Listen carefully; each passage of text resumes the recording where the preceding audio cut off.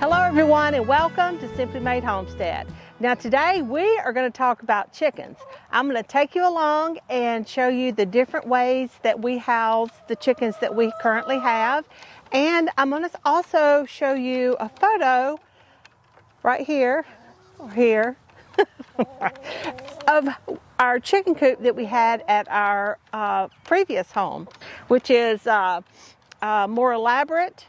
But we totally loved it. It was costly, and we wanted a more permapasture approach here on our new property since we do have more land. But I want to show you that because it may be just what you need. It may be perfect for you. Plus, our chickens kind of outgrew it. We just got a lot of chickens, a lot of different things going on.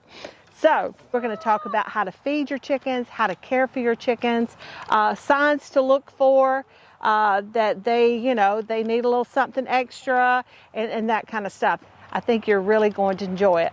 Get your pen and paper, get ready, because we're going to cover a lot of stuff. But before we get started, if you could hit that subscribe button, we really would appreciate it, y'all. We are so close to 3,000 subscribers. I know that is so little in the comparison of YouTube land, but if you could help us out, we really, really would appreciate it. And share us with your friends and family, and a big old thumbs up. Apparently the thumbs up does a lot for the algorithm and shows YouTube that people are enjoying our video, and it'll help them push us out there, and that way we can reach more people. And I'm going to be talking about the care of animals, and we're going to talk about chickens today.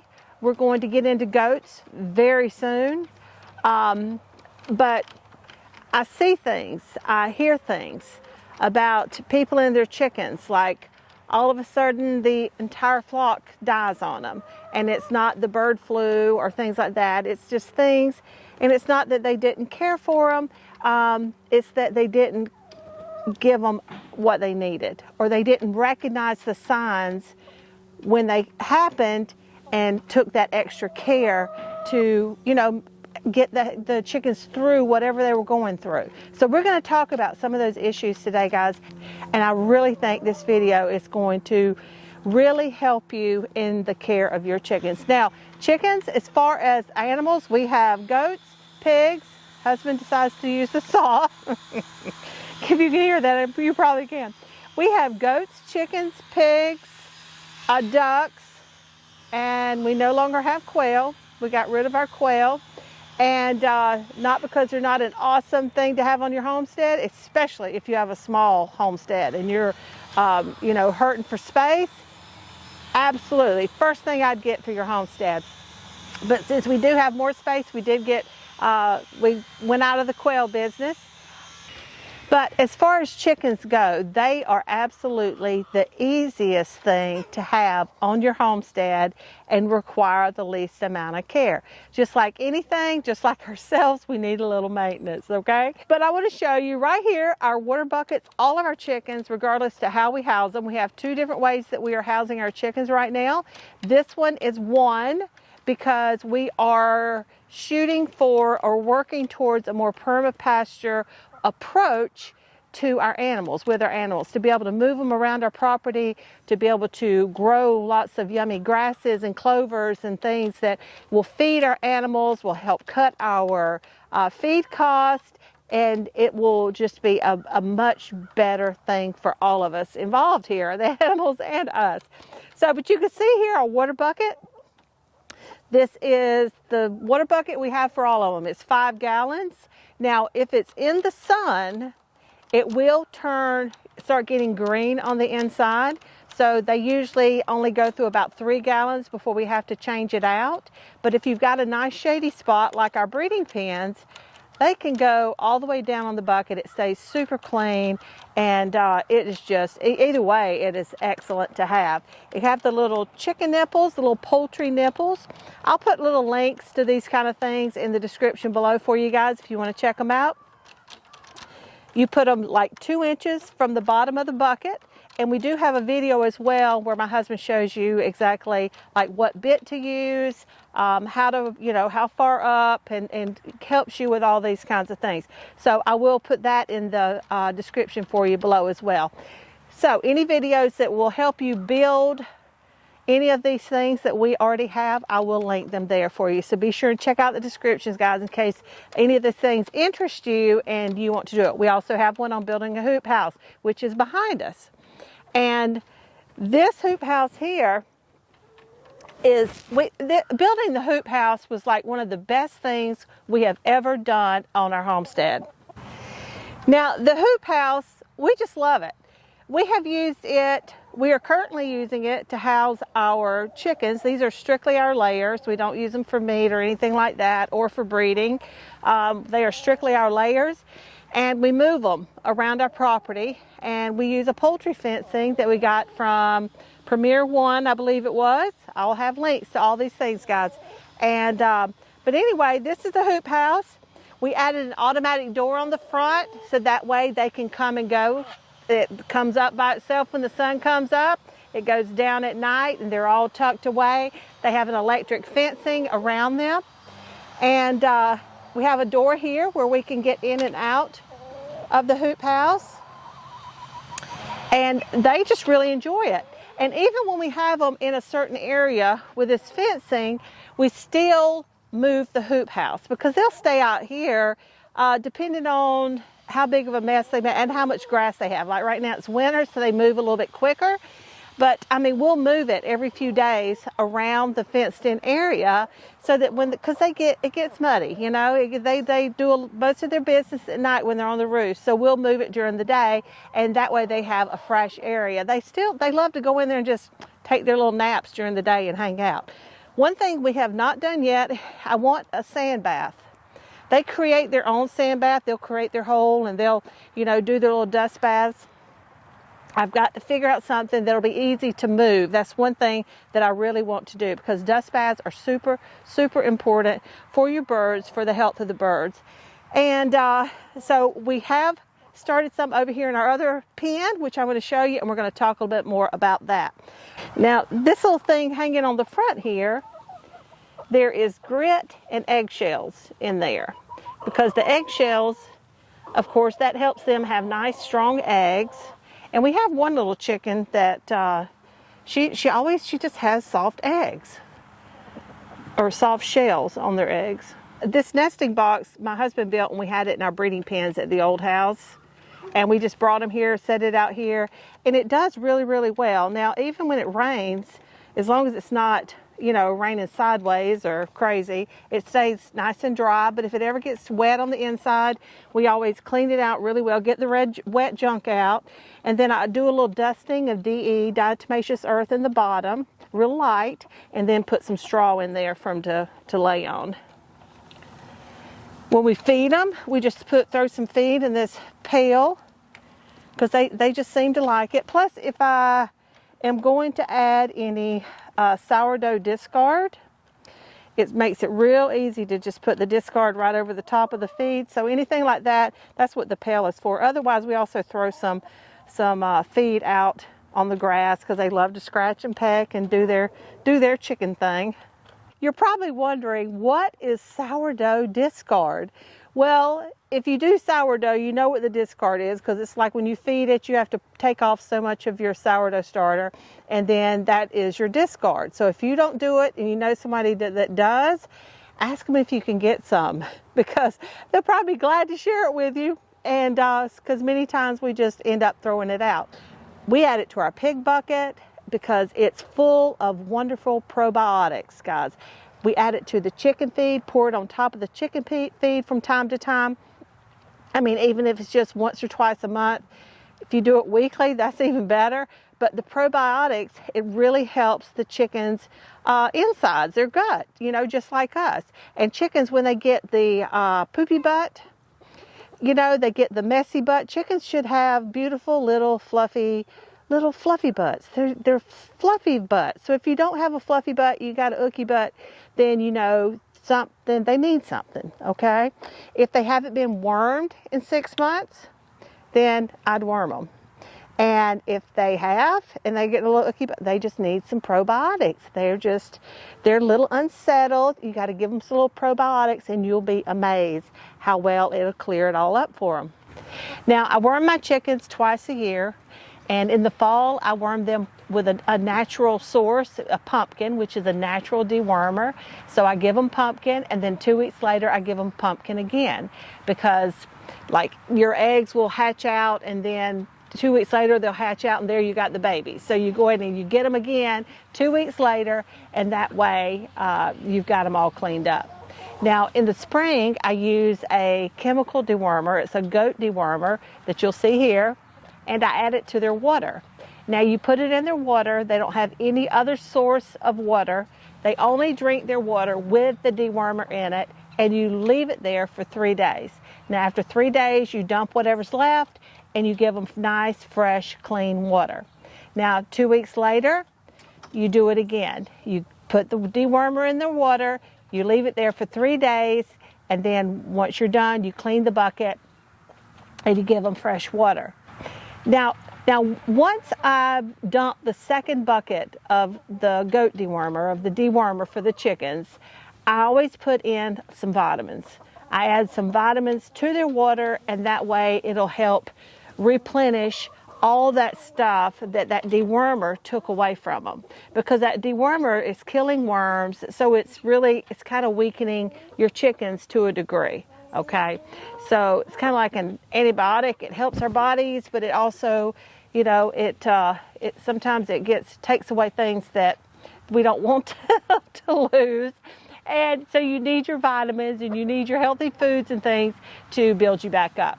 So I put vitamins in their water, and I just leave it. I leave it there, and I just let them continue to drink those vitamins. I don't give them like a whole bucket.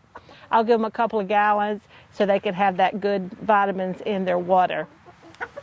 Now these vitamins, you can also, and it has it on the bottle exactly, like if you want to give it directly to your bird, because it is a poultry vitamin, and if you had a sick bird, you can give it to them right in their mouth and give them that little boost. So it's really, really good to have around. It's not expensive. The goat dewormer is a little more, but it lasts a long time. I think the goat dewormer, the little bottle, paid like $32.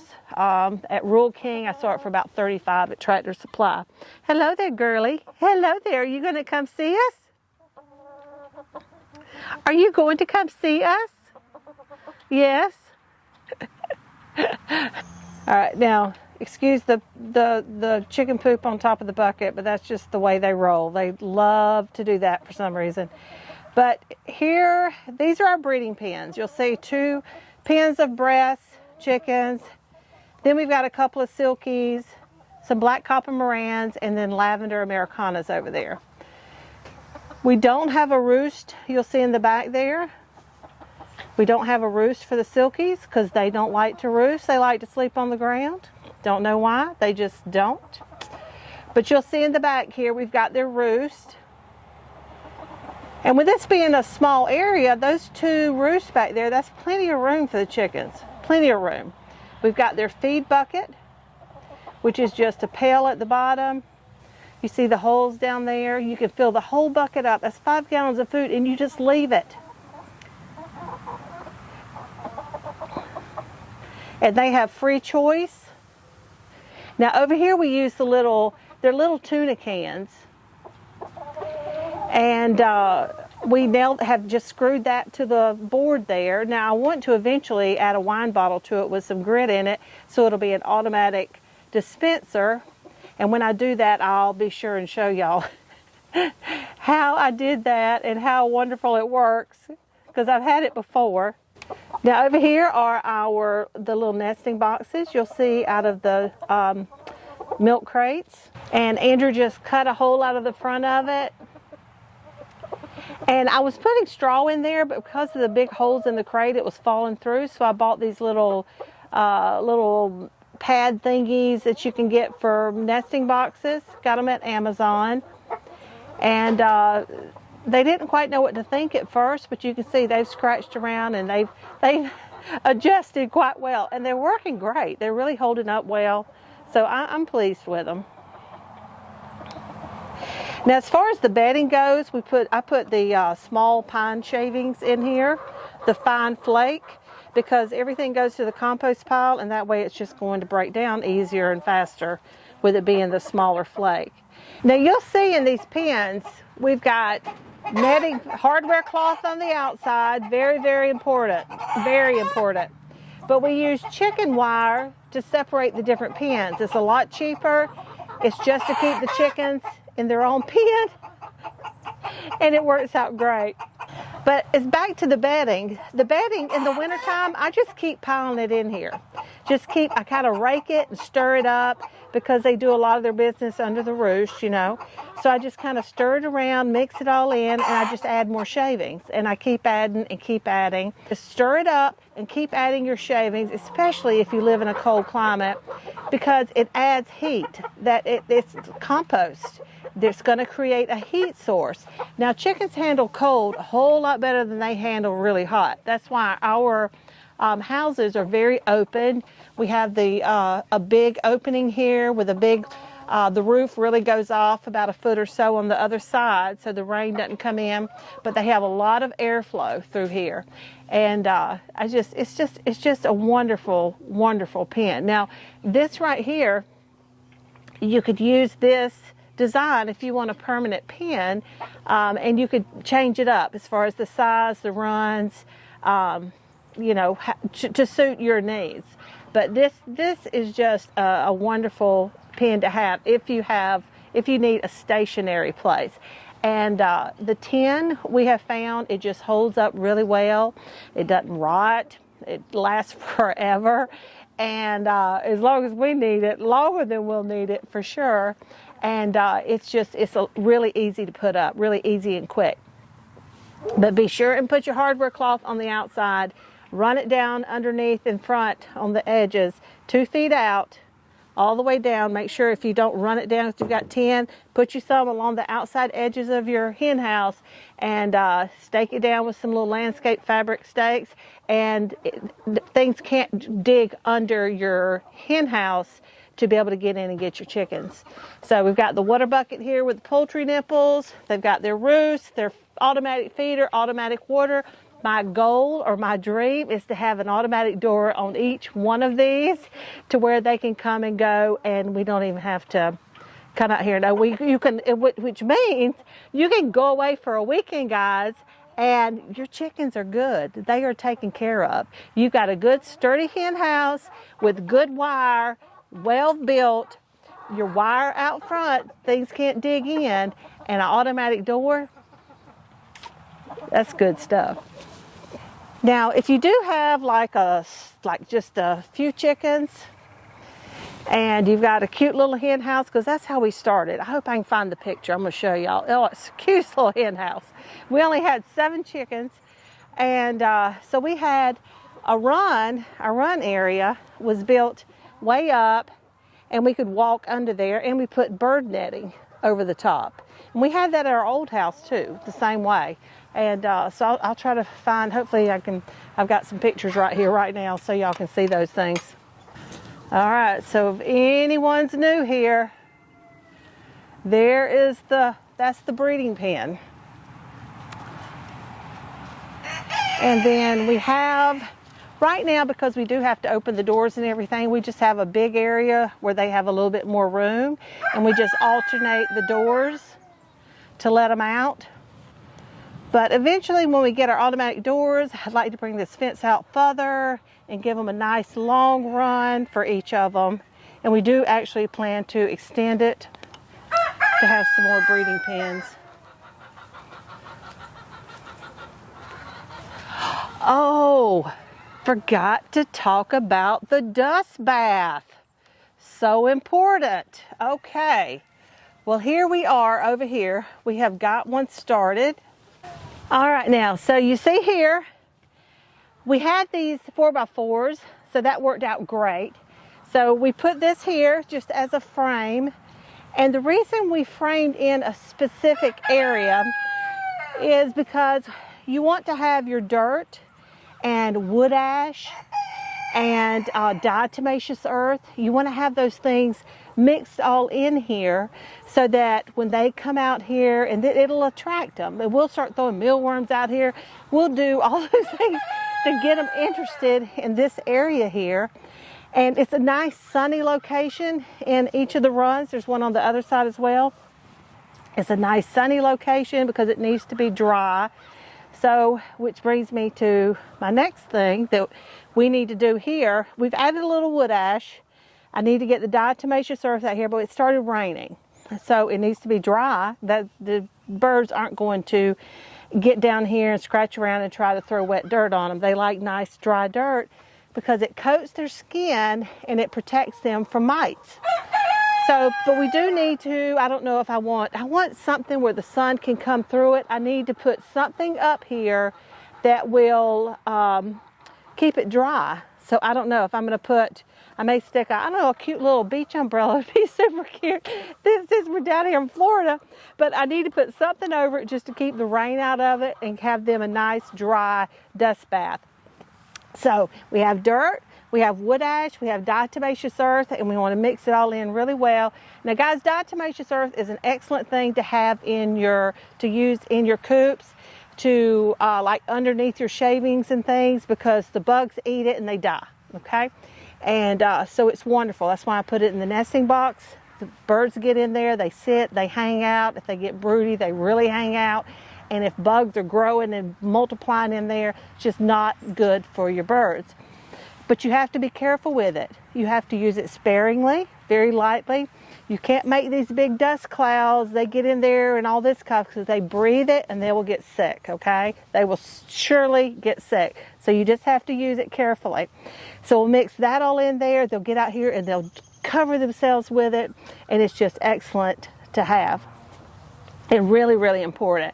Now, another thing that we have found with our birds is they can get mites on their feet.